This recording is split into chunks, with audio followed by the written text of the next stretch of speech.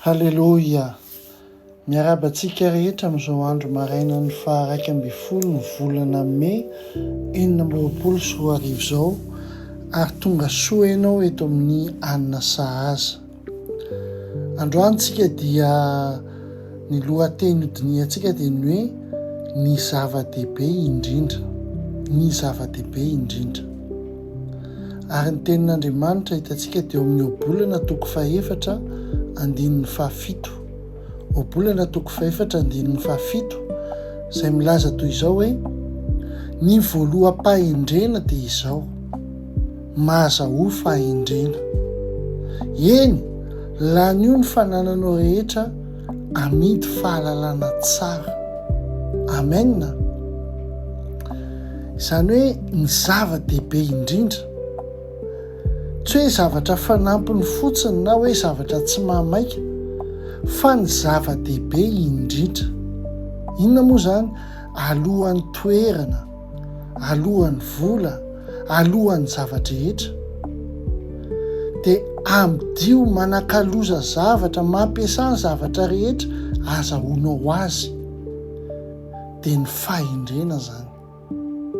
Betsaka ny hanome ny fananany rehetra ho an'ny fahasalamana ohatra, kanefa tsy hanome adiny iray akory ho an'ny fahendrena, fa ohatra ianao hiavaka, safidio izay maharitra.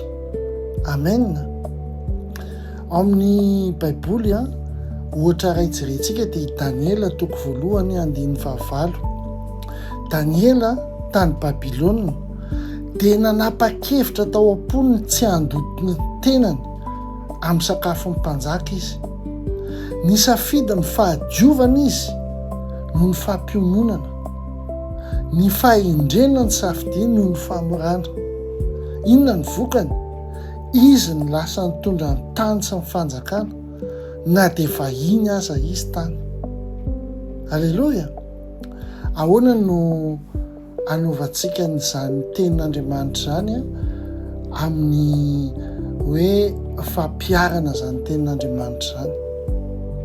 Androany jereo akaiky ny fandanianao, na fandaniam-potoana zany, na fandaniana ny volanao zany, dia jereo izay zavatray izay azonao soloina ho famafazana amin'ny fitombonao ara-panahy. Amen. Satria raha soloinao ilay izy ho famafazana amin'ny fitombonao ara-panahy, mba hahazahoanao amin'izay fahendrena. Amen. Ohatra hoe fotoana milany, ohatra amin'ny fijerevana televizion na miscroll Facebook fotsiny ianao, ohatra atiny 4 be izao, na fanaovana zavatra tsy mampandroso akory, tsy mitondra vokany akory, soloa zany amin'ny vavaka, soloa zany amin'ny tenin'Andriamanitra, soloa zany amin'ny boky izay mampandroso anao. Halleloia. Dia mino aho fa tonga amin'ny teny hoe amidy ny fotoananao, ny volanao, azahoanao fahalalana tsara, azahoanao fahendrena. Amen. Hivavaka tsika.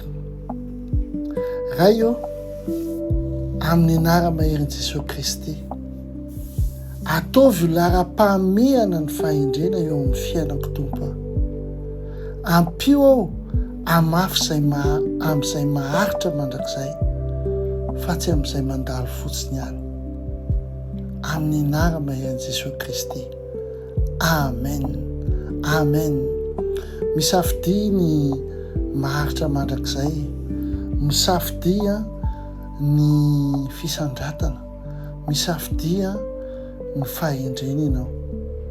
Ary voaloham-pahendrena dia izao, mahazaho fahendrena. Lan'io ny fanananao rehetra midy fahalalana tsara, tenin'Andriamanitra zany. Ampitiavana lehibe Dr Ina Telesforiano. Manome fotoananao ara-pitso amin'ny Anina Sahaza 12 ny volana May 2020. Ampitiavana be.